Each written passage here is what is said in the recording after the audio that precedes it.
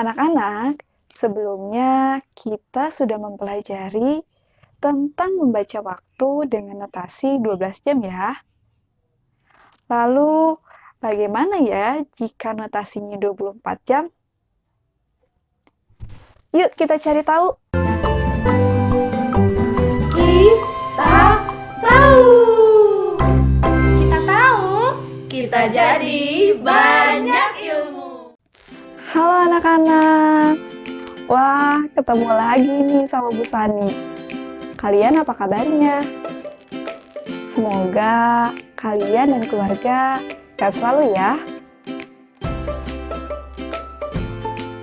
Di video kali ini, kita akan mempelajari cara membaca waktu dengan notasi 24 jam anak-anak. Apakah kalian sudah siap belajar? Wah, sepertinya sudah siap ya. Yuk kita langsung saja. Membaca waktu dengan notasi 24 jam ini mudah loh anak-anak. Kalian sudah tahu kan? Kalau pada jam dinding terdapat beberapa angka yang dimulai dari jam 1 hingga 12. Lalu anak-anak, dalam satu hari satu malam ini terdapat waktu 24 jam loh. Nah, karena itu jarum pada jam akan berputar sebanyak 2 kali penuh dalam satu hari. Lalu, bagaimana cara menuliskannya, Bu? Mudah loh anak-anak. Coba perhatikan Ibu.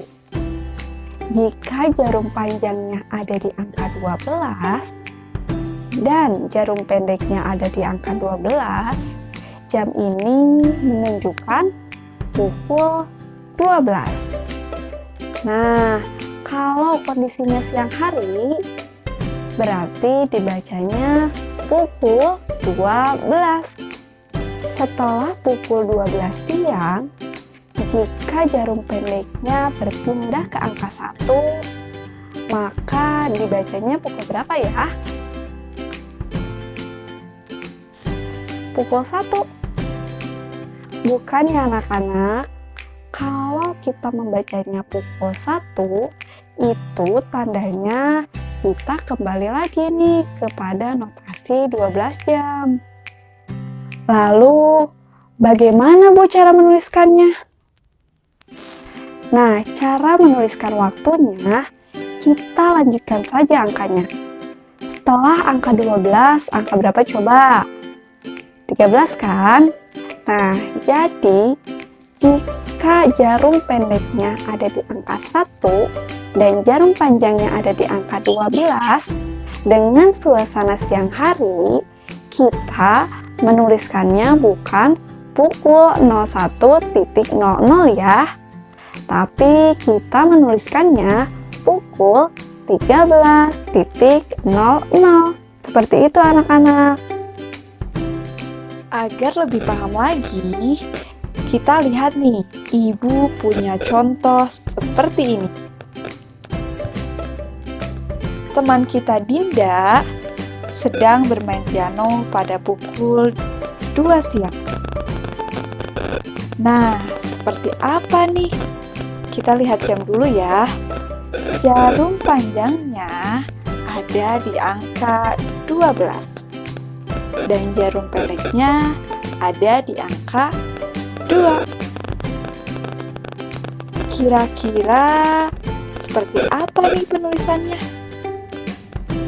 Apakah penulisannya pukul 2?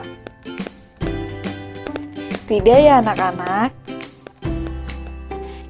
Kita sudah tahu ya, Dinda bermain piano pada pukul 2 siang. Berarti sudah ada nih suasananya. Nah, berarti kita harus menuliskannya dengan notasi 24 jam anak-anak. Jadi, kita langsung saja ya. Tadi setelah angka 12 berapa? 13 ya. Nah, karena jarum pendeknya ada di angka 2, maka setelah angka 12 ada 13 dan 14. Jadi, pukul 2 ini dalam notasi 24 jam ditulisnya pukul 14. Oke, jadi kalian cukup hitung saja nih. Setelah angka 12 ini ada 13 dan 14. Artinya jika jarum pendeknya ada di angka 2, berarti notasi 24 jamnya ialah jam 14. Atau bisa kita tulis pukul 14.00. Nah, setelah bermain piano, Dinda memutuskan untuk makan siang nih anak-anak. Dinda makan pada saat jarum panjangnya ada di angka 12 dan jarum pendeknya ada di angka 5. Dan suasananya sore hari nih anak-anak. Jadi, bagaimana nih cara penulisannya jika kita menggunakan notasi 24 jam? Coba kita hitung yuk. Setelah 12 ada 13, 14, dan 15, 16, lalu 17. Nah, setelah Ibu hitung hingga 17, hitungannya berhenti di angka 5 nih anak-anak. Berarti jika jarum pendeknya di angka 5 dengan menggunakan notasi 24 jam, berarti kita menuliskannya ialah pukul 17.00. Nah, selain dihitung angkanya seperti tadi, Ibu punya cara lain loh, yaitu dengan cara pertambahan nih anak-anak. Coba kita perhatikan tadi jarum pendeknya ada pada jam berapa? Jam 5 kan? Nah, kalian cukup menambahkan angka 12 ditambah dengan 5. Berapa hasilnya? 17 ya. Artinya, jika jarum pendeknya ada di angka 5 dengan notasi 24 jam, berarti kita tuliskannya pukul 17.00. Nah, jadi kita punya berbagai cara ya anak-anak. Oke, kita coba lagi nih. Pada saat setelah makan, akhirnya Dinda memutuskan untuk bermain piano kembali nih anak-anak. Dinda bermain piano kembali ketika jarum panjangnya ada di angka 12 dan jarum pendek pada jamnya ada di angka 7 nih anak-anak. Coba bagaimana ya notasi 24 jamnya? Kita coba cara penjumlahan ya. Coba kita tambahkan 12 ditambah dengan 7. Berapa ya hasilnya? Ya, hasilnya adalah 19. Nah, berarti hal itu menandakan jika jarum pendeknya ada di angka 7 dengan notasi 24 jam, jam dinding ini menunjukkan pukul 19.00 atau pukul 19. Tapi coba kita buktikan terlebih dahulu ya dengan cara menghitung. Takutnya kita keliru menambahkannya. Coba, setelah angka 12 ada angka berapa? 13, 14, 15, 16, 17, 18, dan 19. Wah, ternyata sama ya anak-anak. Jadi, jika jarum pendek pada jamnya ada di angka 7 dengan notasi 24 jam, maka bisa kita tuliskan dengan pukul 19.00. Mudah ya anak-anak? Oke, sekarang Ibu ubah contoh soalnya nih. Kalau sebelumnya dari jam dinding kita menuliskan waktunya, kalau sekarang waktunya sudah ada nih. Kira-kira bagaimana ya letak jarum panjang dan jarum pendeknya? Setelah main piano, Dinda memutuskan untuk tidur nih anak-anak. Dinda tidur pada pukul 20.00 atau pukul 20. Ayo, bagaimana ya letak jarum panjang dan jarum pendeknya?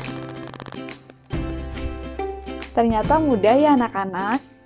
Pukul 20, jarum panjangnya ada di angka 12, lalu 20-nya kita hitung saja nih.